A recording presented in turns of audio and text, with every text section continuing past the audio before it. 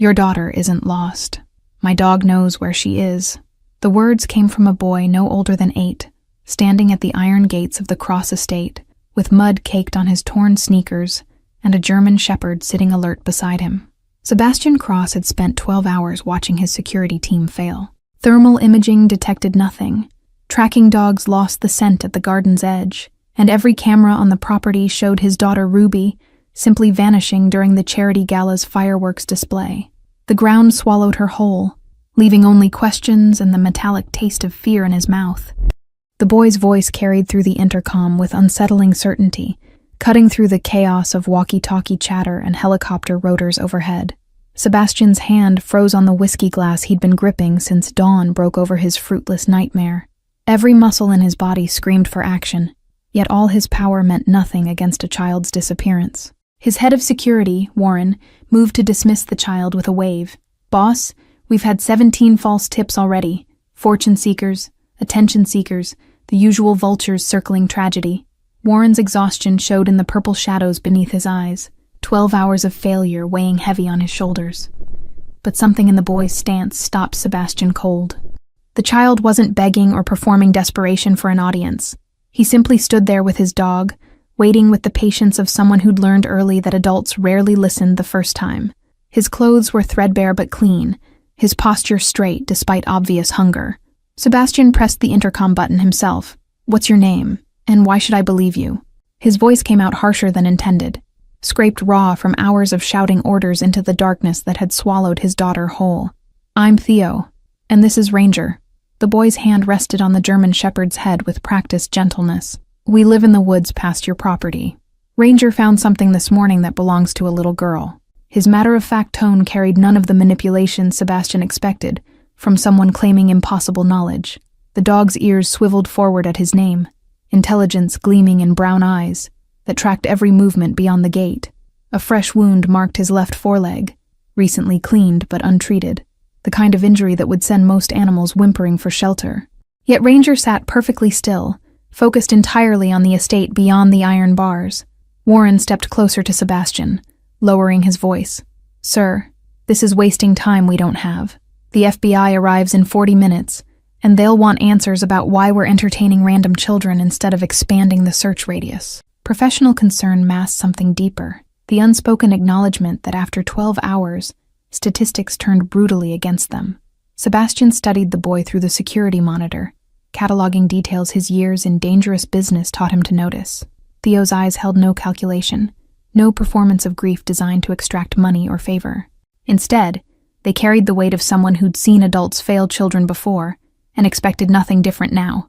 "Open the gate." The command left Sebastian's mouth before conscious thought caught up. Warren's protest died at the look on his boss's face, the expression of a man with nothing left to lose and everything riding on instinct. 12 hours of sophisticated technology had produced exactly nothing. The iron gate swung open with mechanical precision, and Theo walked through without hesitation. Ranger moved beside him with a slight limp, favoring his injured leg, but never breaking stride. The boy's gaze swept the estate's manicured grounds with the quick assessment of someone who'd learned to map escape routes by reflex. Sebastian met them halfway down the drive, unable to wait inside while Possibility walked toward him on dirty sneakers. Up close, Theo was smaller than he'd appeared on the monitor, sharp cheekbones suggesting missed meals, and a childhood that skipped past softness straight into survival. The boy carried himself like an old soul trapped in a young body. "Show me what Ranger found."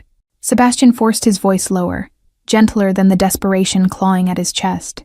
The early morning sun cast long shadows across the estate, marking the passage of time in a night that refused to end. Every second Ruby remained missing felt like a stone added to the weight crushing his lungs. Theo reached into his jacket pocket and produced a small object wrapped in a clean cloth. He unfolded it carefully, revealing a silver charm bracelet Sebastian recognized with a jolt that went through him like voltage. Ruby's bracelet, the one her mother gave her before cancer claimed her life 3 years ago, the one Ruby never removed. "Ranger found this near the old creek bed, about 2 miles into the forest." Theo's voice remained steady, but his fingers trembled slightly as he offered the bracelet. There were 2 sets of footprints there, both small. One belonged to a girl around 6, the other to a boy maybe 4 years old. Information delivered with the precision of someone who'd learned to observe details adults missed. Warren moved forward, but Sebastian raised a hand, taking the bracelet himself. The metal was cold against his palm, and a smudge of mud still clung to one of the charms. His daughter had been alive this morning, alive and somewhere in the forest that stretched for miles beyond his property's carefully controlled boundaries. 2 sets of prints. Sebastian's mind raced through implications. My daughter didn't wander off alone. She was with another child. The realization shifted everything, transforming random tragedy into something with pattern and purpose. Ruby wouldn't leave the estate alone, but she would follow someone who needed help. Theo nodded, something like relief flickering across his young face. Your daughter probably saw someone who needed protecting. Kids like us, we recognize each other. The casual way he categorized himself spoke volumes about a life lived on society's margins, where children learned early to identify their own kind. Sebastian's chest tightened at the unintended accusation in those words. His daughter lived in privilege, protected by walls and security, yet somehow she'd recognized distress that all his expensive systems missed. Ruby inherited her mother's instinct for finding wounded things and refusing to abandon them, no matter the cost. Warren cleared his throat, tactical mind already adjusting strategy. If they're in the forest, we need to redirect search teams immediately. But sir, those woods cover over 15 square miles of rough terrain. We'll need helicopters with thermal imaging back in play. His radio crackled with distant voices, other security personnel awaiting orders. Thermal imaging didn't work last night because you didn't know where to look. Theo's interruption carried quiet confidence that bordered on audacity. Ranger can find them. He's been tracking the scent since dawn. The German shepherd's ears pricked at the change in conversation tone, body tensing with readiness. Sebastian studied the boy with new intensity. Years of reading people in high-stakes negotiations coming into focus. How do you know about thermal imaging? And why would a child your age be living in the woods with a dog instead of in a home? Questions that mattered less than finding Ruby but needed asking nonetheless. I know things because I pay attention. Theo's chin lifted slightly, defensive pride flashing across his features. And I'm in the woods because the foster system decided my brother and I were better off separated. They were wrong, so I left to find him. Raw honesty delivered without self-pity, just statement of fact. The mention of a younger brother clicked pieces into place for Sebastian. The second set of prints. That's your brother? Understanding dawned with the cold clarity of someone recognizing their daughter's enormous heart had led her into danger. Ruby would absolutely follow a small child into the forest if she thought he needed help. His name is Finn, and he's 4 years old. Theo's voice cracked slightly on his brother's name, the first real emotion breaking through his carefully controlled exterior. 3 nights ago, 2 men came looking for him at the place where I'd been hiding him. We ran, but they followed us into the forest near your property. Sebastian's blood ran cold as implications cascaded through his mind. This wasn't random chance or childhood wandering. His daughter had somehow witnessed a pursuit during the gala and done exactly what her mother would have done. She'd intervened, consequences be damned, and now both children were missing in 15 square miles of wilderness. Warren's hand moved to his weapon, professional instincts taking over. Boss, if there are men actively pursuing these children, we're dealing with potential kidnapping. I need to call this in to local authorities immediately. This goes beyond private security protocols. His expression had shifted from skepticism to grim calculation. No police yet. Sebastian's command came out sharp, honed by years of making decisions others questioned. If these men are still out there, sirens and uniforms will spook them into doing something desperate. We find the children first, then we deal with whoever's hunting them. The mafia boss in him understood predators better than any protocol manual. Theo's shoulders dropped slightly, tension releasing as Sebastian's words registered. Thank you. 2 syllables carrying the weight of a child who'd stopped expecting adults to choose belief over procedure. Ranger lost the trail when it started raining around midnight, but he can pick it up again from where he found the bracelet. Sebastian was already moving toward the garage where his vehicles waited. Warren, get 2 of your best men, armed but discreet. No radios, no phones that can be tracked. We go in quiet and fast. Adrenaline finally had direction, purpose channeling the helpless rage that had consumed him through the endless night. His daughter was alive, and someone was going to pay for every second of terror she'd endured. The German shepherd fell into step beside Theo, moving with purpose despite his injured leg. Up close, Sebastian could see the dog was older than he'd first appeared, gray, threading through the black and tan fur around his muzzle. But Ranger's eyes held unwavering focus. the kind of determination that came from a bond forged through survival rather than convenience. "How did you find the bracelet this morning?" Sebastian asked as they reached the garage. Multiple luxury vehicles gleaming in organized rows that suddenly seemed obscene given the circumstances. "Those woods are massive, and you said the trail went cold at midnight." The logistics bothered him. Too much coincidence in the timing. Theo glanced up, and for the first time, something like hope flickered in his expression. "Ranger never stops searching when someone needs finding. He worked the area all night in circles until he picked up something. We found the bracelet caught in brush near the water, and he knew it mattered." Pride colored his words when speaking of his dog, the kind of devotion that transcended simple pet ownership. Sebastian selected his Range Rover, built for rough terrain, and equipped with emergency supplies he'd never expected to actually need. Warren and 2 other security personnel, both former military, both trusted, climbed in with practiced efficiency. Theo and Ranger took the back seat, the boy's small frame dwarfed by leather upholstery that cost more than most people's monthly rent. "The creek bed where you found the bracelet, how far from the property line?" Warren pulled out a topographical map, professional focus overriding his earlier skepticism. "We need to establish search parameters and likely movement patterns if we're doing this without official support." His finger traced potential routes through the forest. Theo leaned forward, studying the map with surprising comprehension. "About 2 miles northeast, past the ravine that drops 30 feet. There's only one safe way down, which means if they cross there, they were heading deliberately toward the old lumber mill." His finger pointed to a spot on the map that made Warren's expression darken. "That lumber mill's been abandoned for 15 years. Warren's voice carried implications Sebastian caught immediately. "It's also the perfect location for someone who wants to stay hidden. Structure still intact, multiple exit points, surrounded by dense forest that makes approach difficult."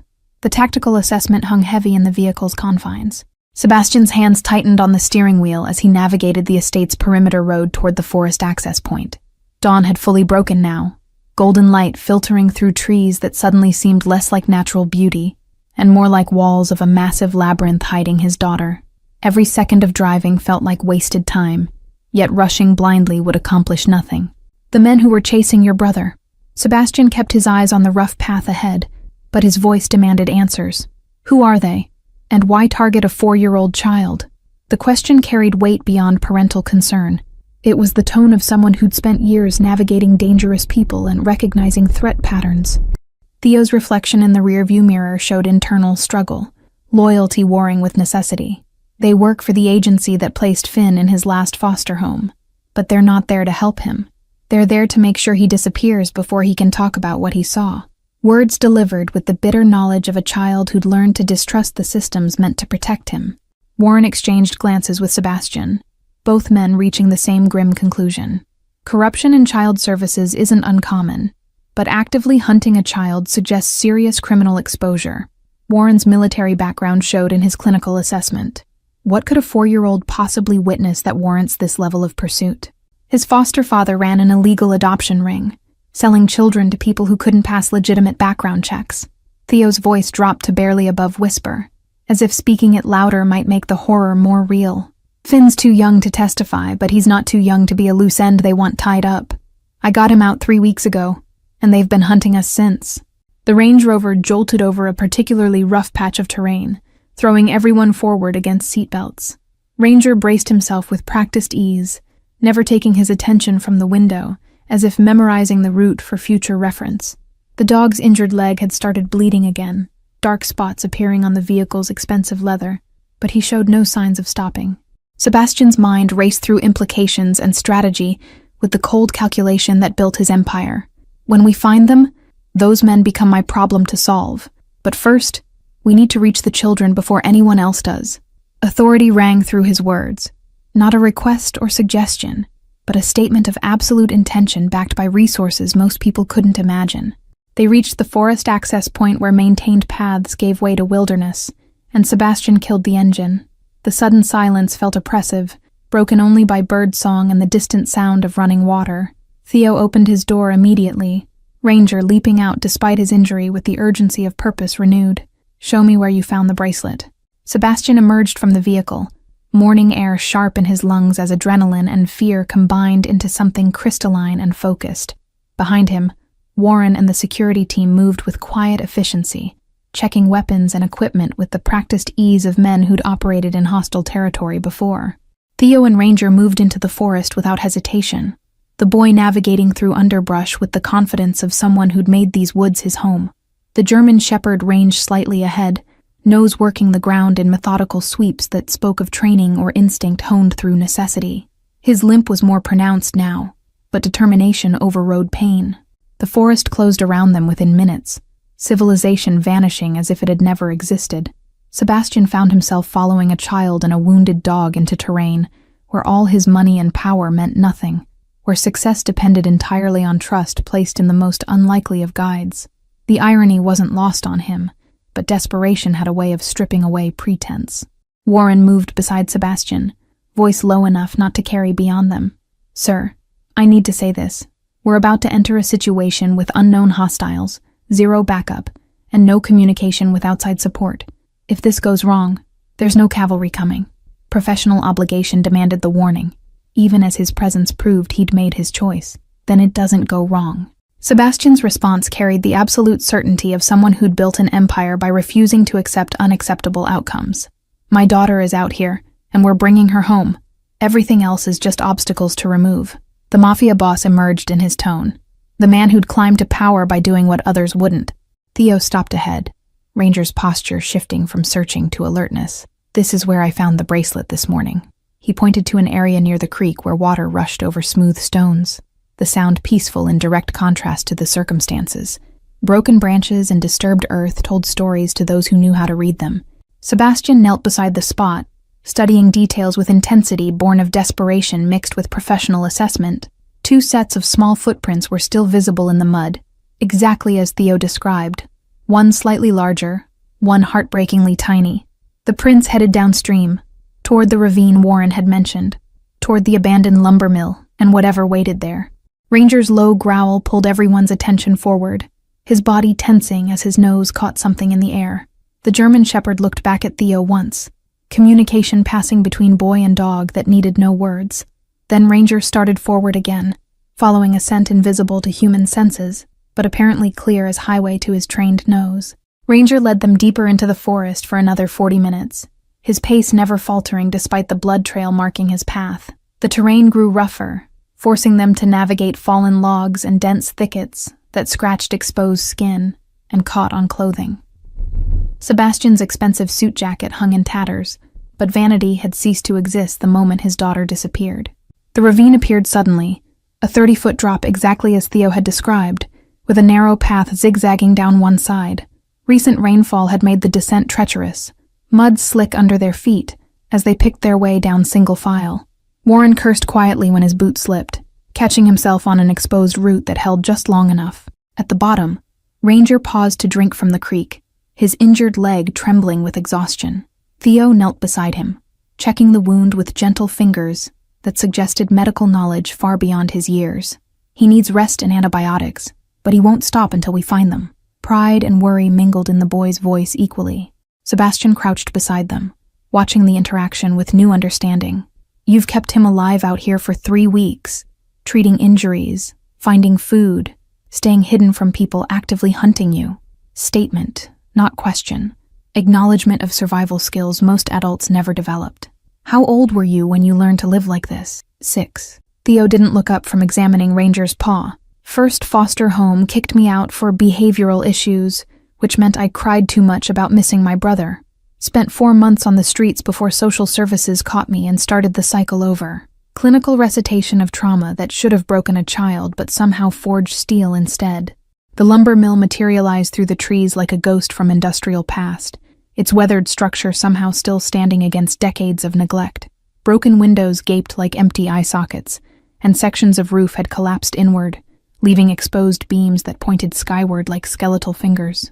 Nature had begun reclaiming the building, vines threading through cracks and small trees sprouting from what used to be the loading dock. Warren signaled for silence, hand gestures indicating tactical positions his team understood instantly. They spread out in a loose perimeter, moving with the practiced stealth of men who'd done this in far more dangerous places. Sebastian found himself holding his breath, every sense heightened to painful intensity as they approached the structure's main entrance. Ranger's growl came low and dangerous. hackles rising along his spine as he focused on something inside the building. Theo's hand on the dog's head kept him from charging forward, but barely. The German shepherd vibrated with barely contained urgency. Whatever waited inside had Ranger ready to fight despite his injury and exhaustion. A child's laugh echoed from within the mill, high and clear and utterly incongruous with the tension saturating the air. Sebastian's heart lurched violently in his chest. He knew that laugh, had memorized every variation of his daughter's joy through 6 years of fatherhood. Ruby was alive and, impossibly, sounded happy. Warren caught Sebastian's arm before he could rush forward, iron grip conveying silent warning. "Protocol, boss. We don't know what we're walking into." Professional caution warred with understanding in his expression. He had children too, knew the primal urge to reach them regardless of danger. "Let me clear the entrance first." But Theo was already moving, slipping past them with Ranger at his heels before anyone could stop him. The boy moved like smoke through the building's shadows, innate understanding of how to be invisible guiding his steps. Sebastian cursed and followed, adrenaline overriding tactical sense. Warren's muttered profanity trailing behind them as the security team scrambled to maintain formation. The mill's interior was a maze of rotting machinery and collapsed sections, shafts of sunlight piercing through holes in the roof to illuminate floating dust particles. The smell of mold and rust hung thick in the air, mixed with something else, recent human presence, the faint scent of food and unwashed bodies. Someone had been living here, and recently. Another laugh, closer now, followed by a smaller child's giggle that had to be Finn. Sebastian's pulse hammered in his ears as they navigated through the wreckage toward the sound, every instinct screaming at him to run forward while training demanded caution. The contradiction left him moving in a half-crouch, muscles coiled for action but mind forcing patience. They rounded a corner into what used to be the mill's main processing floor, and Sebastian's world narrowed to a single focal point. Ruby sat cross-legged on a relatively clean patch of floor, her party dress from last night torn and dirty, but her face animated as she told a story to a tiny boy curled against her side. Finn, unmistakably, with Theo's same sharp features rendered softer by youth and fear. And then the princess told the dragon that being scary didn't mean being bad. Ruby's voice carried absolute conviction, her small hands gesturing dramatically. The dragon just needed someone to understand him, and after that, they became best friends. She'd invented countless stories since her mother died, each one carrying themes of redemption and unlikely friendship that broke Sebastian's heart with their wisdom. Finn's eyes were wide with wonder, thumb tucked securely in his mouth despite his age. The dragon wasn't bad? The question came out muffled around his thumb, hopeful and desperate in equal measure. Whatever this child had witnessed, he needed desperately to believe that monsters could choose differently. Theo's breath caught audibly, and Finn's head whipped around at the sound. "Theo!" The 4-year-old scrambled to his feet and launched himself at his brother with the absolute trust of a child who'd been waiting for salvation he knew would come. Theo caught him, dropping to his knees as small arms wrapped around his neck with desperate strength. Ruby jumped up, her face cycling through confusion, recognition, and relief in rapid succession. "Daddy?" Her voice cracked on the word. 6 years old, suddenly looking very small, as reality crashed through whatever game she'd been playing to keep herself and Finn calm. Tears she'd been holding back flooded her eyes as she ran toward Sebastian. Sebastian caught his daughter, pulling her against his chest with force that might have hurt if desperation hadn't robbed him of all restraint. She was solid, and real, and alive, her small heart hammering against his ribs as she buried her face in his destroyed suit jacket and sobbed. The sound shattered something in him that 12 hours of terror had merely cracked. "I'm sorry, Daddy. I'm sorry." Ruby's words tumbled out between sobs, muffled against his chest. "I saw the bad men chasing the little boy during the fireworks, and he was so scared, and I remembered what Mommy always said about helping people who need it, and I couldn't just watch. I couldn't." Sebastian's hand cupped the back of Ruby's head, holding her like she might dissolve if he loosened his grip. "You're safe now. That's all that matters." Dirt. His voice came out rough, scraped raw by emotions he'd spent years learning to control in his dangerous world. But this wasn't business. This was his daughter, his entire world, trembling in his arms. Warren and his team had fanned out, systematically clearing the rest of the structure with practiced efficiency. Their presence reminded Sebastian that finding the children was only half the equation. The men hunting them still existed somewhere in this equation. The threat hadn't evaporated just because they'd reached Ruby and Finn first. Theo hadn't released his brother. rocking slightly as Finn clung to him with the desperate grip of a child who'd feared permanent separation. "You found me." Finn's voice was tiny, odd, as if his brother's arrival defied possibility. "The bad men said you'd never find me, that I'd never see you again. But I knew you would come." Ruby pulled back slightly from Sebastian's chest, wiping her nose on her already ruined dress. "Finn and I walked all night to get here. He knew about this place because the bad men talked about it, said it was where they brought other kids before." Her matter-of-fact delivery of this horror made Sebastian's blood run cold with implications he'd process later, when his daughter wasn't watching his face. "Other kids?" Warren's question came sharp, professional instinct overriding the emotional reunion happening around them. "Ruby, how many men were there? And did they say anything about why they were after Finn specifically?" His tone gentled slightly when addressing the 6-year-old, but urgency remained. Ruby's small face scrunched in concentration, the expression she made when trying to remember details exactly right. 2 men. One was really tall with a scar on his neck, and the other one kept coughing. "They were talking about money, something about how Finn's new family already paid, and they couldn't refund the merchandise." The clinical language sounded obscene from a child's mouth. Sebastian felt rage settle in his chest like ice, cold and crystalline, and absolutely lethal. These men had reduced a 4-year-old child to merchandise, spoken about human trafficking within earshot of their victims, and now his daughter had become collateral damage in their operation. Every connection he'd spent years building suddenly had new purpose beyond business.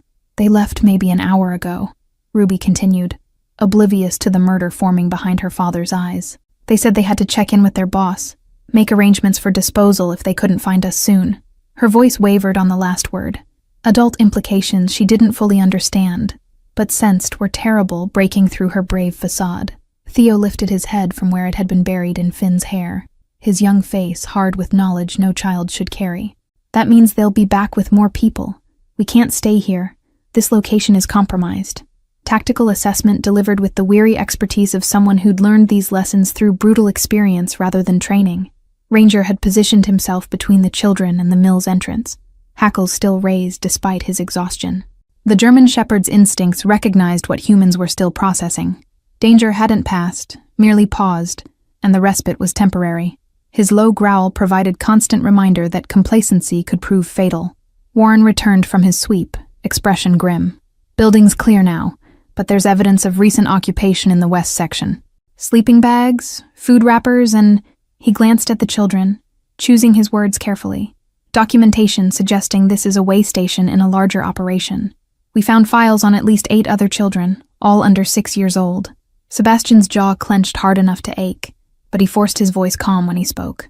"Get photos of everything. Names, dates, any identifying information about the buyers or operators." To Theo and Ruby, he said, "We're leaving now, all of us together. Whatever happens next, you're under my protection." Authority rang through the statement. Not offer, but declaration of immutable fact. Ruby's hand found Theo's free one, creating a chain of connection between all 4 children and the adults surrounding them.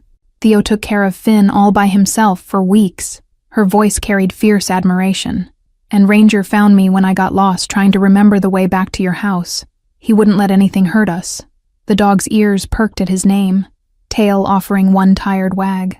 Finn finally released his brother enough to look around, taking in Sebastian and the security team with wide, cautious eyes. "Are you good people or bad people?" The question came out with heartbreaking directness, the query of a child who'd learned early that adults came in both varieties, and choosing wrong could prove catastrophic. Theo says good people are really rare. Sebastian knelt to bring himself to Finn's eye level, aware that every word mattered in this moment. "I'm Ruby's father, which means I'm someone who understands how important brothers and sisters are to each other." He glanced at Theo, then back to Finn. "Your brother never stopped looking for you, and he brought me to help. That makes us good people, I think." The 4-year-old studied Sebastian's face with unsettling intensity, processing information through whatever filter trauma had installed in his young mind. Finally, he nodded once, apparently satisfied by some criteria only he understood. "Okay, but Ranger has to come too. He's family." Non-negotiable condition delivered with the absolute certainty of a child stating fundamental law. "Everyone comes." Sebastian stood, scooping Ruby up despite her protests that she could walk. "Warren, we move now. I want this location under surveillance within the hour. When those men come back, I want to know who they are and who they work for. The Mafia boss emerged fully now, cold calculation replacing paternal fear as he shifted from victim to hunter. They moved toward the exit in a protective formation, Warren's team creating a perimeter around the children. Sebastian carried Ruby while Theo walked beside them with Finn on his hip, the older boy's thin arms trembling with the effort. Ranger limped alongside, his presence a constant reassurance to the children, even as his injury worsened with continued exertion. Sunlight hit them as they emerged from the mill's shadows, warm and real and ordinary in a way that felt almost offensive after what they'd discovered inside. The forest stretched around them, beautiful and indifferent to human evil, bird calls continuing their cheerful songs as if children weren't being bought and sold in abandoned buildings beneath the trees. The journey back to the Range Rover took half the time it had taken to reach the mill, urgency overriding caution now that they had the children secure. Sebastian's arms burned with Ruby's weight, but he wouldn't have released her even if she'd asked. Physical contact provided constant confirmation that she was real, alive, returned from the nightmare that had consumed his last 12 hours. Theo kept pace despite carrying Finn, his young body pushed past reasonable limits by necessity and adrenaline. Twice he stumbled on the rough terrain, but each time he caught himself, adjusted his grip on his brother, and continued without complaint. The boy's jaw was set in grim determination that reminded Sebastian of soldiers he'd known, people who refused to acknowledge pain because surrender wasn't an option they could afford. Warren coordinated quietly with his team via hand signals, maintaining tactical awareness even during extraction. His eyes constantly scanned the forest, looking for movement that didn't belong, listening for sounds that suggested pursuit. Professional paranoia earned through years of keeping dangerous people alive in dangerous situations. Instinct Sebastian trusted absolutely because they'd never failed him before. They reached the vehicle without incident, though every second of the climb up from the ravine felt exposed and vulnerable. Sebastian secured Ruby in the back seat, her small hands refusing to release his jacket until he promised he wasn't going anywhere. Theo settled Finn beside her, both younger children gravitating toward each other with the comfort of shared ordeal. Ranger collapsed in the cargo area with an exhausted groan that spoke of reserves fully depleted. Blood had soaked through the makeshift bandage on his leg, and his breathing came labored, but his eyes remained alert, tracking everyone's movements as if standing guard even in exhaustion. The German shepherd had given everything he had to find these children, pushing past injury and fatigue through pure determination. Warren took the driver's seat, while Sebastian remained in back with the children, unable to stomach physical distance from his daughter, even for the practical necessity of navigation. His arm stayed wrapped around Ruby's shoulders, anchoring her to his side as the Range Rover lurched forward over rough terrain. She'd stopped crying but hadn't stopped trembling, small aftershocks of adrenaline crash working through her system. "Daddy?" Ruby's voice came small, hesitant in a way she rarely sounded. "Are you angry with me for leaving?" The question carried weight beyond simple curiosity. It held the fear of a child who'd done what she believed was right, but understood that right actions sometimes carried wrong consequences. Her fingers twisted in his jacket, waiting for judgment. Sebastian's throat tightened painfully, but he forced words through it. "I'm not angry. I'm grateful you're alive, and I'm proud that you saw someone who needed help and chose to be brave." He tilted her chin up gently, making her meet his eyes. "But we need to talk about how being brave doesn't mean doing dangerous things alone. There are ways to help that don't require putting yourself at risk." Theo's expression flickered with something complicated, gratitude mixed with pain, the look of a child who'd never had someone speak to him about bravery as valuable, rather than bravery as foolishness.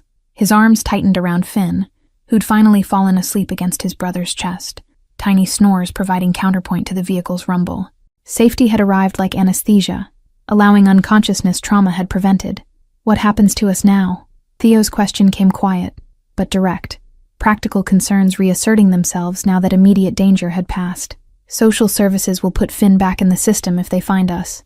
They'll separate us again, and next time, I might not be able to get him back." Fear lived in his voice, the terror of powerlessness that came from being small in a system designed by adults. Sebastian met the boy's eyes in the rearview mirror, seeing Ruby's hand slip into Theo's with casual protectiveness. "What happens now is that you and Finn stay with me until we figure out something permanent." The words emerged with finality that surprised even him. He hadn't planned this, hadn't thought beyond finding Ruby. "Those men aren't going to stop hunting you, and I'm not about to let them succeed." Warren's glance in the mirror carried question and concern, but he said nothing. Years of working together meant he understood when Sebastian made decisions that transcended rational business sense, operating instead from the moral code that lived beneath the dangerous exterior. Some lines couldn't be crossed. Some innocence couldn't be abandoned, regardless of complexity or cost. "You don't even know us." Theo's response came out defensive, protective suspicion flaring against hope that kept disappointing him. "Why would you risk getting involved with the people who run that operation? They're connected to powerful systems. Child services, police, probably judges. You can't just take us in like stray dogs." Despite the words, desperate longing colored his tone, the sound of someone trying not to want what they couldn't have. "I know enough." Sebastian's voice carried the absolute certainty that had built an empire through force of will and refusal to accept limitations others considered absolute. "I know you protected your brother for weeks with nothing but determination and a dog. I know my daughter recognized something worth risking her life for. And I know that anyone who treats children as merchandise has picked a fight with the wrong person." The Range Rover emerged from the forest onto maintained roads, civilization reappearing with jarring normalcy. Other vehicles passed them, people living ordinary lives unaware that meters away sat children who'd survived human trafficking attempts and fathers who'd stared into the abyss of loss. The disconnect between worlds felt vast, bridgeable only through deliberate choice to see what most preferred to ignore. Ruby had fallen asleep against Sebastian's side, her breathing evening out as exhaustion finally overrode adrenaline. He studied her face in the growing daylight, the smudge of dirt on her cheek, the scratch above her eyebrow, the peace that only sleep could provide after trauma. His daughter was safe, but safety felt insufficient now. The world contained men who hurt children, and knowing this demanded response beyond simple relief. "There's a woman." Theo's voice broke the contemplative silence, quiet but urgent. "Iris Vaughn. She was my teacher before the first foster placement fell apart. She tried to help me keep track of Finn, fought with social services about keeping us together. If anyone can navigate the legal side of this without alerting the wrong people, it's her."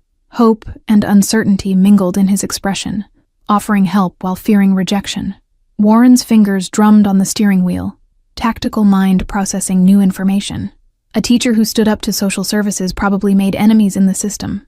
That could work in our favor, someone with motivation to expose corruption rather than protect it.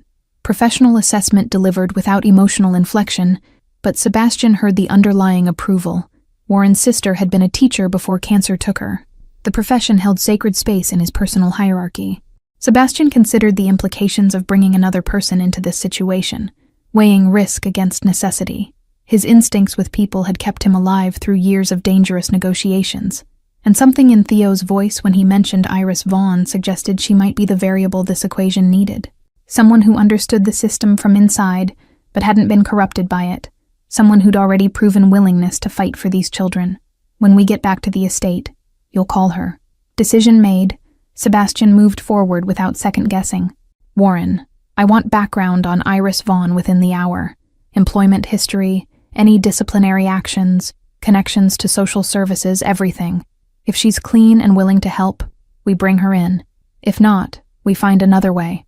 Authority rang through his words, the tone that made people move without questioning. The estate's iron gates came into view, impressive and secure and meaningless given that his daughter had disappeared from within them. Sebastian made mental note to have every inch of security systems reviewed and upgraded, though he suspected no amount of technology could prevent a 6-year-old determined to save someone. Ruby had her mother's heart, and that was both gift and curse that no wall could contain. They passed through the gates, and Sebastian saw his household staff gathered in the circular drive. Word had clearly spread about Ruby's disappearance despite his orders for discretion. Mrs. Chen, the housekeeper who'd been with them since before Ruby was born, pressed both hands to her mouth when she saw them, tears streaming down her weathered face. Relief rippled through the assembled group, tension breaking in visible waves. But Sebastian's attention had already moved past immediate relief to larger implications. Somewhere out there, men who trafficked children believed they could operate with impunity. They'd touched his daughter's life, threatened her safety, and that made them his problem in ways they couldn't begin to comprehend. The mafia boss in him understood vengeance, but the father in him understood something more powerful, justice that protected others from experiencing what his family had survived. Mrs. Chen reached the vehicle before Sebastian could fully exit, her hands trembling as she touched Ruby's sleeping face through the open door. Thank God. Thank God. The words came out like prayer, repeated with the fervor of someone who'd spent hours believing the worst. Her eyes moved to Theo and Finn with confusion but no judgment, questions clearly forming but held back by more pressing relief. Sebastian lifted Ruby carefully, her body limp with exhaustion, as she remained unconscious despite the transfer. Mrs. Chen, prepare the East Wing guest rooms, 2 bedrooms connected by the shared bathroom. These children are staying with us. His tone invited no discussion, stating fact rather than requesting accommodation. Years of working together meant she understood when explanations would come later. Theo climbed out slowly, Finn still clinging to him with the grip of a child, terrified that separation meant permanent loss.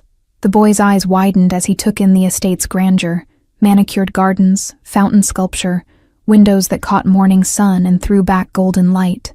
His expression cycled through awe and discomfort, the look of someone suddenly aware of how profoundly he didn't belong in spaces like this. Warren was already on his phone, barking orders to people Sebastian couldn't hear but trusted implicitly. I want surveillance on that lumber mill within 30 minutes. Thermal cameras, motion sensors, the full package. Anyone approaches that location, I want to know their shoe size before they take 3 steps inside. Professional efficiency barely masked the rage underneath. Warren had daughters too, and what they'd discovered in that mill had violated something fundamental. Sebastian carried Ruby inside, Mrs. Chen leading the way with practiced efficiency that came from decades of managing crisis with grace. Theo followed hesitantly, Finn's face buried against his shoulder as the younger boy tried to make himself smaller in the face of overwhelming opulence. Ranger limped behind them, leaving blood drops on marble floors that cost more than most people's annual salary, but no one commented on the damage. The East Wing guest suite was typically reserved for visiting business associates Sebastian needed to impress, decorated in understated luxury that whispered wealth rather than shouting it. Mrs. Chen pulled back the covers on the master bed, and Sebastian laid Ruby down with infinite care, removing her ruined shoes, but leaving her in the torn party dress until she woke and could change herself. Her small hand caught his wrist even in sleep, refusing to let go. The second bedroom is ready, Mr. Cross. Mrs. Chen gestured to the connecting door, her voice professionally neutral, despite the questions clearly burning behind her eyes. She'd been with the family long enough to know when to speak and when to simply execute orders without interrogation. I'll have food sent up, soup, bread, nothing too heavy for upset stomachs. And I'll call Dr. Morrison for the dog. Theo stood frozen in the doorway, Finn still wrapped around him like a barnacle. We can't stay here. The protest came out weak, undermined by the exhaustion, evident in every line of his thin frame. This is too much. We don't need all this. Just somewhere safe until we figure out what's next. Pride fought with desperation in his expression, the battle of someone who'd learned to expect nothing, and therefore owed nothing. Sebastian straightened from Ruby's bedside, studying the boy with new appreciation. You spent 3 weeks in the forest protecting your brother, with nothing but determination and a dog. I think you've earned the right to sleep in a bed for 1 night. He gestured to the second bedroom. Put Finn down. Let him rest somewhere warm. Being strong doesn't mean refusing help when it's offered freely. The words seemed to crack something in Theo's carefully maintained composure. His shoulders sagged slightly, exhaustion finally permitted to show now that safety had arrived. He carried Finn into the adjoining room, laying his brother on sheets that probably cost more than every possession they'd owned combined. The 4-year-old's eyes fluttered open briefly, registered his brother's presence, then closed again with the trust of a child who believed Theo could protect him anywhere. There are clothes in the dresser, probably too big but clean and warm, Mrs. Chen's voice had softened, maternal instincts overriding professional distance. Bathroom is stocked with everything you need. I'll have food up in 10 minutes, and Dr. Morrison should arrive within the hour for Ranger. She paused, then added quietly, You're safe here, child. Mr. Cross doesn't make promises he doesn't keep. Sutter. Theo's eyes met Sebastian's across the space between rooms, searching for deception or ulterior motive, the way abused animals checked for hidden threats. Whatever he found seemed to satisfy some internal test, because he nodded once, acceptance tentative but real. Thank you. 2 words that carried the weight of someone unused to speaking them. Gratitude that came hard because kindness had been so rare in his experience. Warren appeared in the hallway, phone still pressed to his ear, but expression grim in a way that made Sebastian's instincts flare with warning. He stepped out of the children's earshot, pulling the door partly closed behind him. What did you find? The question came out flat, already braced for news that would complicate an already impossible situation. Background on Iris Vaughn just came through. Warren's voice dropped to near whisper, ensuring their conversation remained private. Former elementary school teacher, resigned 4 months ago after filing formal complaints against child services regarding placement irregularities. Her complaints were dismissed as unfounded, but she didn't stop. She's been building a case independently, documenting patterns of children disappearing from the system. Respect colored his tone, the recognition of someone fighting battles others avoided. Sebastian processed this information rapidly, implications cascading through his tactical mind. She's already investigating the same network that's after Finn. That makes her either an invaluable ally or a liability if the wrong people know she's involved. His eyes moved to the door where Theo and his brother rested, calculations shifting to account for new variables. Where is she now? That's the interesting part. Warren's expression shifted to something almost resembling approval. She's been living in her car for the past month after losing her apartment. Apparently standing up to corrupt officials doesn't pay well. Been spending her days at the public library, using their computers to compile evidence she can't afford to store anywhere else. He paused, then added, "She's clean, boss. Genuinely clean. No red flags, no suspicious connections, just a teacher who cared too much to look the other way." The description resonated with something in Sebastian's chest. Recognition of the rare person who chose principle over comfort. Find her. Bring her here. Tell her Theo needs her help.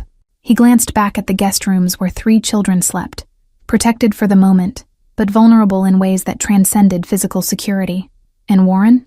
Make sure she understands this isn't a request from someone who plans to take no for an answer. Warren's slight smile acknowledged the implicit threat and promise in those words. On it. What about the lumber mill surveillance? His fingers were already moving across his phone screen, multitasking with the efficiency of someone who'd learned to juggle crises as routine. Teams in position. But if those traffickers come back, we need a strategy beyond observation. When they come back, not if, we let them. Sebastian's voice carried the cold calculation that had built his reputation in far darker circles than polite society knew existed. I want names, faces, vehicle information, every detail about their operation. Then we use those details to dismantle the entire network from the top down.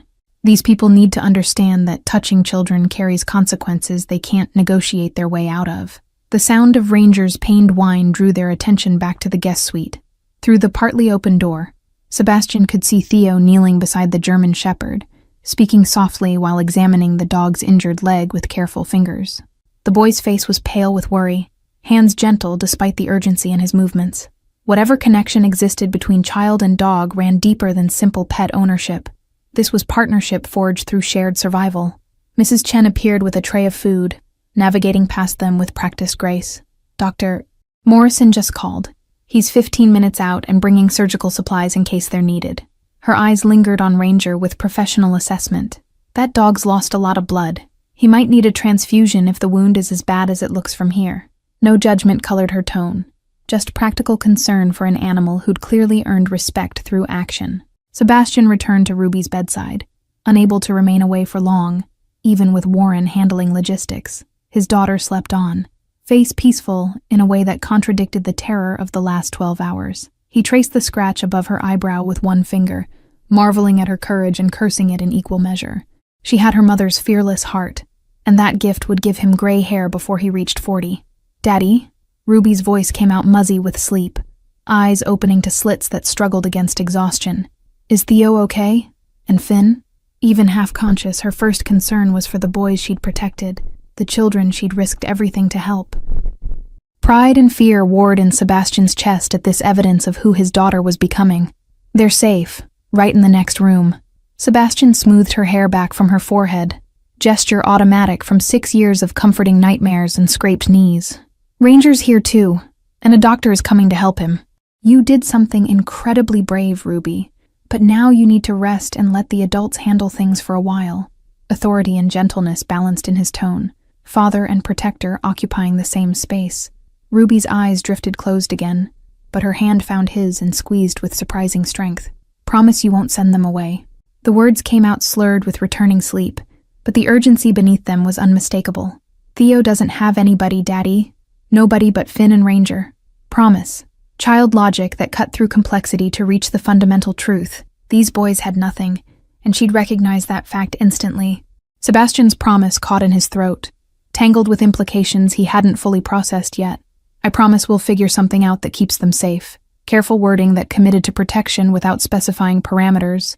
The negotiator's instinct to maintain flexibility even with his sleeping daughter. Ruby seemed to accept this, her breathing evening out as unconsciousness reclaimed her completely.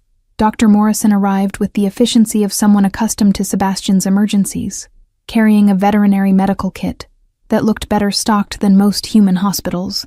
He was in his 60s, silver-haired and steady-handed, the kind of professional who'd seen enough to remain unflappable.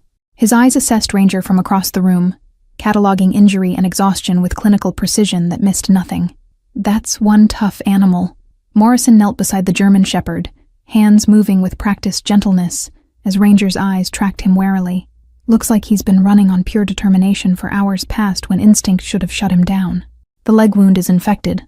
He'll need antibiotics, probably stitches, and several days of enforced rest. Professional assessment delivered without judgment, just facts requiring action. Theo hovered protectively, torn between trust and suspicion, as a stranger examined his dog. He saved their lives, both of them. Tracked Ruby through miles of forest and stayed between her and danger the whole time. Pride filled his voice, the tone of someone defending family honor. Whatever he needs, whatever it costs, I'll find a way to pay you back. Desperate promise from a child with no resources but infinite determination. Morrison's weathered face softened slightly, and he glanced at Sebastian before responding. Son, I've been Mr. Cross's veterinarian for 15 years. Any animal that protected his daughter gets the best care available. No questions asked and no payment required. He returned attention to Ranger's wound, cleaning it with practiced efficiency. This is going to hurt him, and he might snap reflexively. Can you hold his head and keep him calm? Theo dropped immediately to his knees, cradling Ranger's massive head in his lap, while speaking in low, steady tones. The German shepherd's eyes fixed on the boy's face, trust overriding pain instinct as Morrison worked.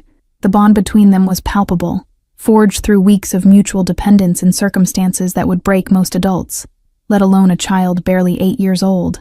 Warren reappeared in the doorway, making eye contact with Sebastian and jerking his head toward the hallway. We need to talk. Now. Urgency underscored the words, the tone Warren used when situations evolved in ways that demanded immediate decision-making. Sebastian excused himself quietly, following his security chief down the corridor and away from potential eavesdroppers. Iris Vaughn is here. Warren's announcement came without preamble. She was still at the library when my team located her, and she came without hesitation when they mentioned Theo's name.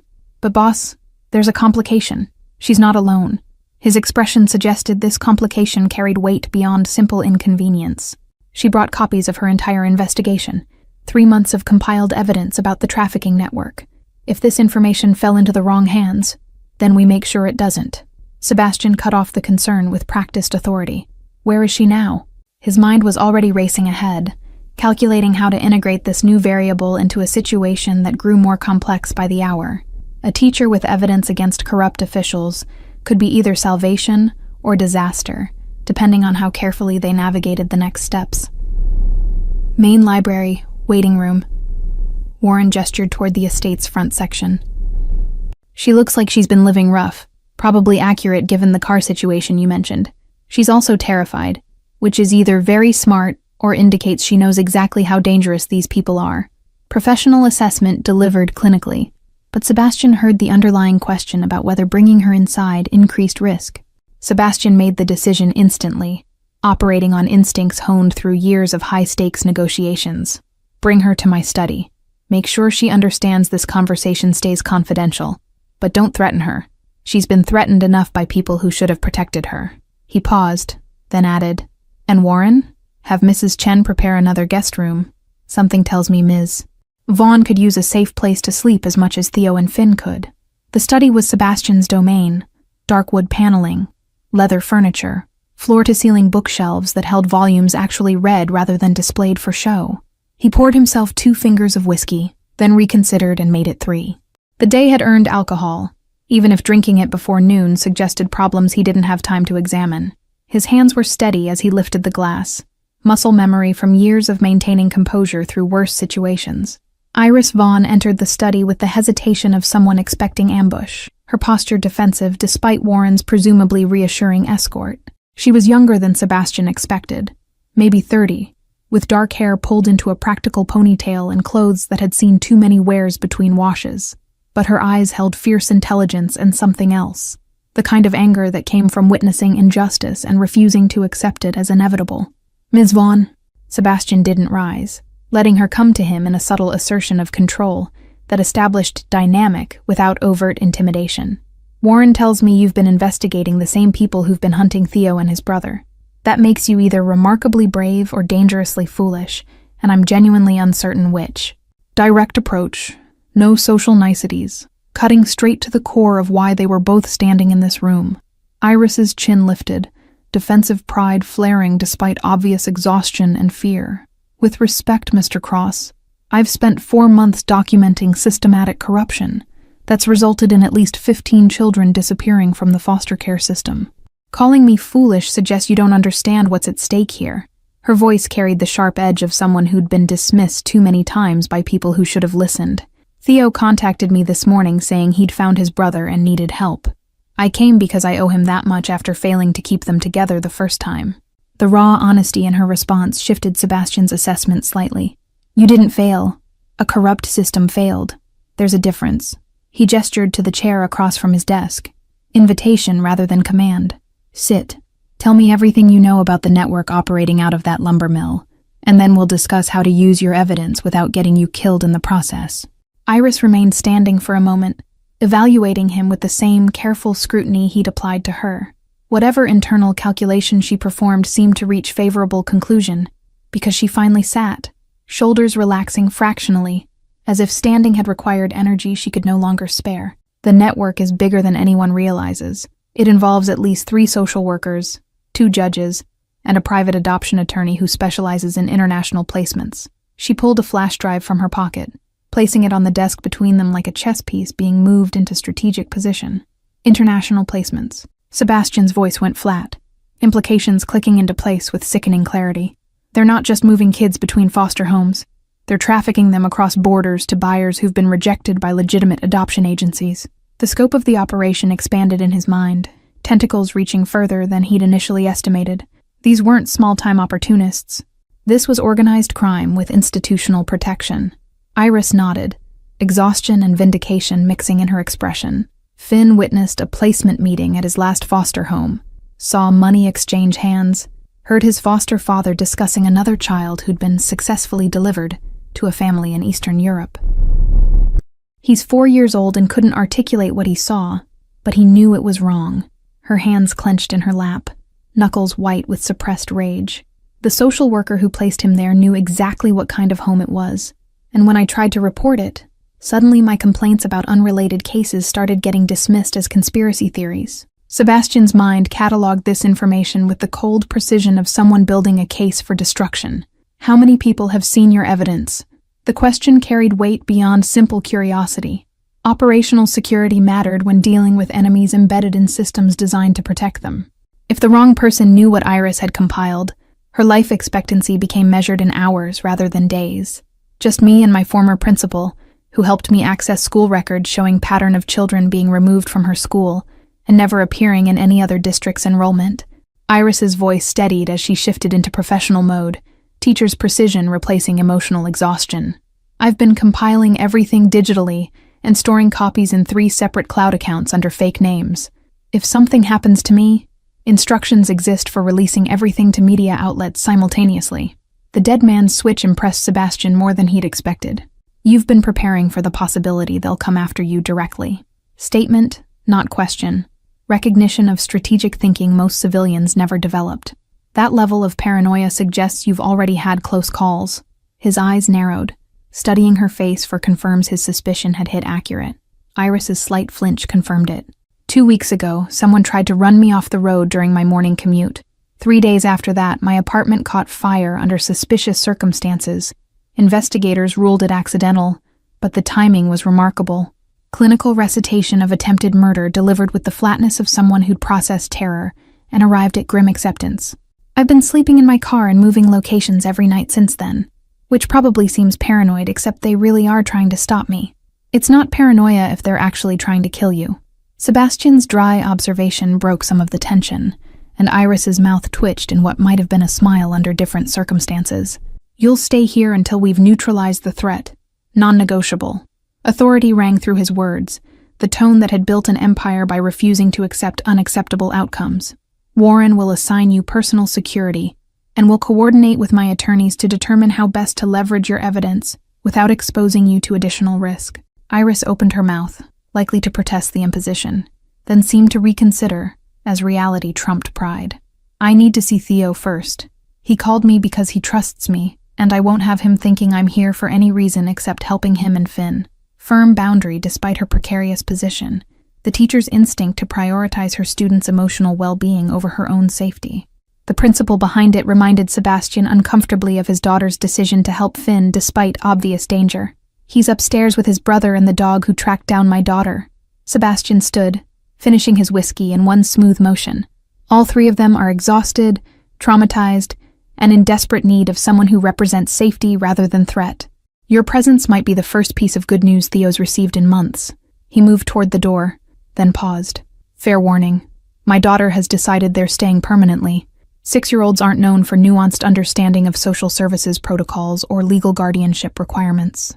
The walk to the guest wing felt longer than it should, weight of accumulated decisions pressing down with each step.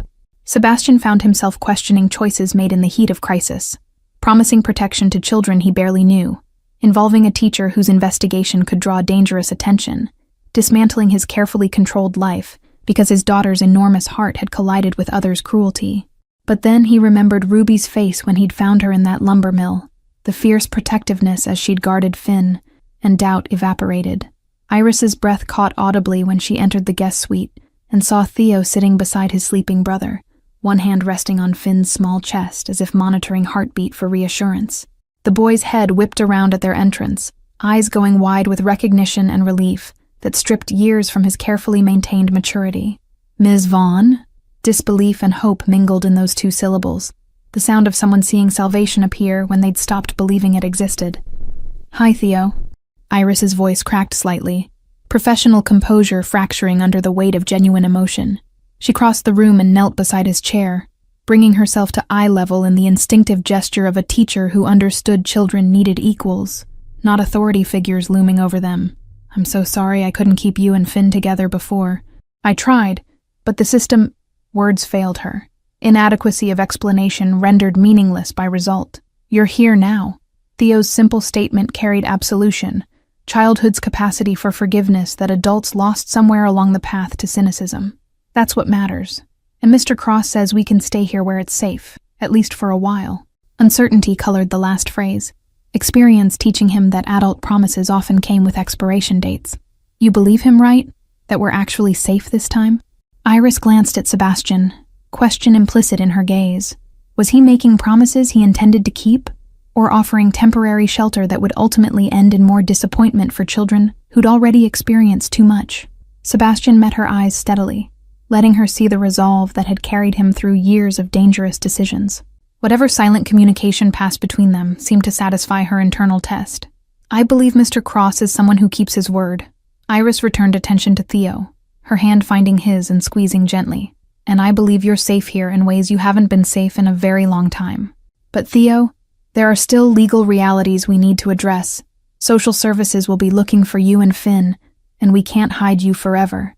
Teacher's honesty refusing to offer false comfort, respecting the boy's intelligence enough to acknowledge complexity. Theo's jaw set in the stubborn line Sebastian was beginning to recognize. They can look all they want. I'm not letting them take Finn again. Not after what he saw. Not when those people are still out there. The fierce protectiveness in his young voice reminded Sebastian of Ruby's declaration that nobody had helped when she'd asked. These children had learned too early that the world contained predators, and that help often failed to materialize until after damage was done. Sebastian moved to the window, giving Iris and Theo space for their reunion, while his mind worked through logistics and implications. Warren's surveillance on the lumber mill would provide intelligence about the trafficking network's operations. Iris's compiled evidence offered leverage against corrupt officials once properly deployed. But the immediate problem remained. 2 children who legally belonged to a system that had already failed them catastrophically, and a teacher whose investigation had made her a target. Mrs. Chen appeared in the doorway carrying fresh towels and a tray of tea, her presence a reminder that life continued in domestic rhythms even as crises unfolded. Dr. Morrison says Ranger will recover fully with rest and proper care. The wound was infected but not critically. He'll need antibiotics for 10 days and no strenuous activity for at least 2 weeks. Her report delivered with the calm efficiency that made her irreplaceable. He's sleeping now, and I've set up a bed for him in the corner where he can remain with the children. Finn stirred at the sound of voices, small face scrunching, before eyes opened to survey the room with cautious awareness. His gaze found Theo first, anchor point, safety confirmation, then moved to Iris with dawning recognition. Miss Iris? The name came out slurred with sleep and hope, as if he couldn't quite believe she was real. Did you come to take us home? The question hung in the air, loaded with implications about what home meant to a child who'd been moved repeatedly between temporary placements. Iris's expression cycled through pain and determination, before settling into gentle resolve. I came to make sure you and Theo are safe, and Mr. Cross has kindly offered to let you stay here while we figure out what comes next. In careful wording that promised nothing she couldn't deliver. Honesty that children deserved even when truth was complicated. Ruby's voice carried from the adjoining bedroom, groggy but insistent. Daddy? I heard voices. Are Theo and Finn still here? The question held anxiety that suggested she'd feared they'd disappeared while she slept.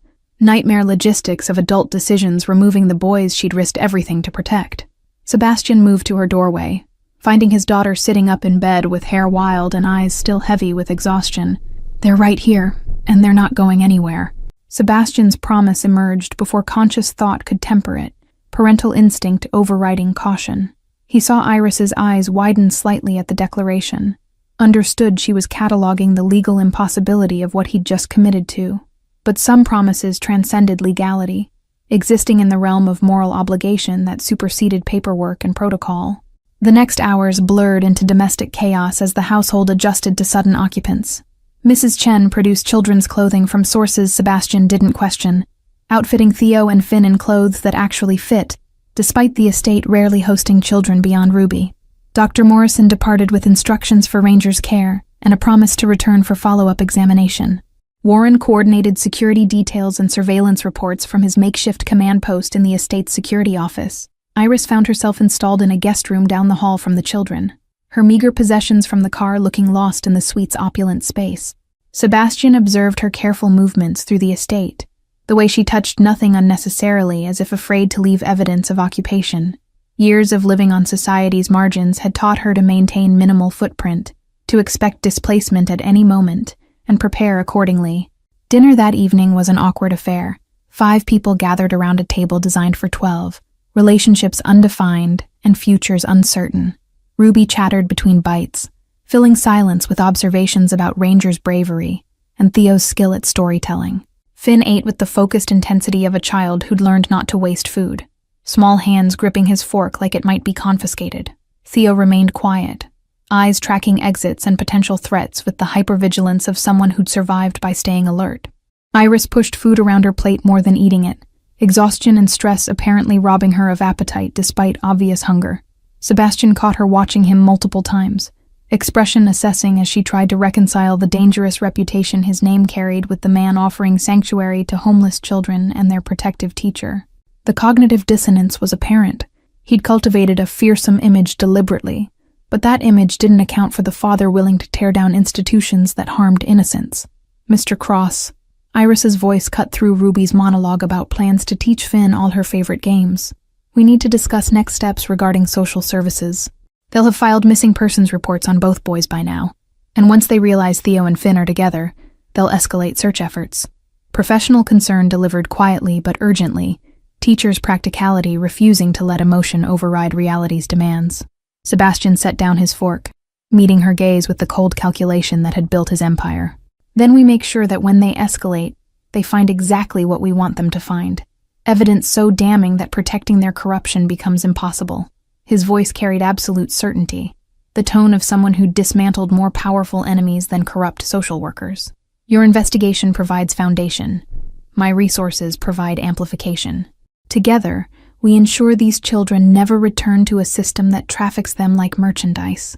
The silence following his declaration felt heavy with implication. Iris's eyes widened slightly as she processed what he was proposing, not working within the system, but rather burning it down and rebuilding from ashes. Theo's attention had sharpened, hope and fear warring in his young face, as he recognized the magnitude of what Sebastian suggested. Even Ruby seemed to sense the gravity, her usual cheerful chatter dying as she looked between the adults with dawning awareness. That's incredibly dangerous. Iris's protest came out weak, undermined by the desperate hope creeping into her expression. These people have already tried to kill me, and that was before I had powerful allies. If we move against them openly, with evidence and resources, they'll respond with everything they have. Professional caution warred with the barely suppressed rage of someone who'd watched children suffer while institutions looked away. Let them. Sebastian's response carried the weight of absolute conviction. Years of operating in dangerous spaces lending authority to the threat. I've spent my career dealing with people who thought power made them untouchable. These traffickers are about to learn what happens when they threaten someone under my protection. His eyes moved to Theo and Finn, then to Ruby, encompassing all three children in unspoken vow. They touched my daughter's life. That makes this personal in ways they can't possibly comprehend. Warren entered the dining room, expression grim in a way that suggested surveillance had produced results. Boss, we've got movement at the lumber mill. 2 vehicles, 5 men total, and they're setting up to wait for someone. Looks like they're expecting the children to return. Professional assessment delivered clinically, but Sebastian heard the underlying question about how they'd proceed with this intelligence. Sebastian stood, napkin dropping to his plate with finality. Then we give them what they're waiting for, just not in the way they expect. He looked at Iris, seeing the teacher wrestling with implications of what came next. This is the moment where you decide whether you're willing to cross lines that can't be uncrossed. Those men down there traffic children. My methods for dealing with them won't be gentle, and they won't be entirely legal. Honesty she deserved before being pulled deeper into his world. Iris's hands clenched on the table, knuckles white with tension, as internal battle played out across her features. Finally, she met his eyes with resolve that suggested she'd reached decision. I've spent 4 months compiling evidence while children continued to disappear. Documentation and proper channels failed because the system protects its own. Her voice steadied, teacher transforming into something harder. If your methods actually stop them, then I'm willing to live with the consequences of crossing those lines. Sebastian nodded once. Acknowledgement of her choice and acceptance of responsibility it carried. Then here's what happens next. Warren's team monitors the lumber mill until those men reveal connection to their broader network. We use your evidence to identify every corrupt official involved. Then we systematically dismantle the operation from multiple directions simultaneously. Legal pressure where it works, other methods where it doesn't. Strategy delivered with the calm precision of someone who'd orchestrated more complex operations than this. 6 months later, the estate's gardens bloomed with spring flowers that Ruby insisted on showing to anyone who would listen. The legal battles had been brutal. Exposing corruption required navigating carefully between what could be proven in court and what required more creative solutions. 3 social workers faced federal trafficking charges. 2 judges had resigned under pressure from investigations Sebastian's attorneys initiated. The private adoption attorney was awaiting trial on 15 counts of child endangerment and fraud. Theo and Finn's legal status had been resolved through an arrangement Sebastian's lawyers structured with surgical precision. Iris became their legal foster parent, with Sebastian providing financial support and housing. The solution satisfied bureaucratic requirements while ensuring the boys remained in an environment where safety wasn't conditional or temporary. Ranger had recovered fully, his presence now permanent fixture in the estate's east wing. Ruby's friendship with the boys had deepened into the kind of bond that transcended circumstance, built on shared trauma, transformed into trust. She'd appointed herself Finn's primary teacher for everything from reading to proper tea party etiquette, approaching the task with her mother's patient determination. Theo had slowly relaxed into childhood he'd been denied, learning that safety could be sustained rather than temporary. Iris had bloomed in unexpected ways, the teacher's careful reserve giving way to dry humor and fierce protectiveness that matched Sebastian's own. The connection between them had grown from mutual respect into something neither had planned, but both seemed willing to explore carefully. She'd returned to teaching, but now at a private school on the estate grounds that Sebastian had established for Ruby, Theo, Finn, and other children whose situations required special consideration. The trafficking network's dismantlement had been thorough and permanent. Some arrests came through legal channels, evidence Iris compiled finally reaching uncorrupted officials with power to act. Other key players in the operation simply disappeared, their absence noted, but never fully explained. Sebastian's world operated with different rules than civilian society, and he'd applied those rules without hesitation to people who trafficked children. Warren's final surveillance report on the lumber mill showed it demolished by county order. The structure that had served as trafficking way station reduced to rubble and hauled away. The forest had begun reclaiming the space, new growth already visible where darkness had once festered. Sometimes justice required burning things down completely before rebuilding could begin, and Sebastian felt no regret about the ashes left behind. Thank you all for following this story about courage that comes in unexpected forms, and families built through choice rather than circumstance. If this touched your heart the way it touched millions of others, write in the comments which country you're watching from. Don't forget to like, subscribe, and share this video. Your support helps me continue bringing these stories to life. And remember, heroes really do come in all sizes.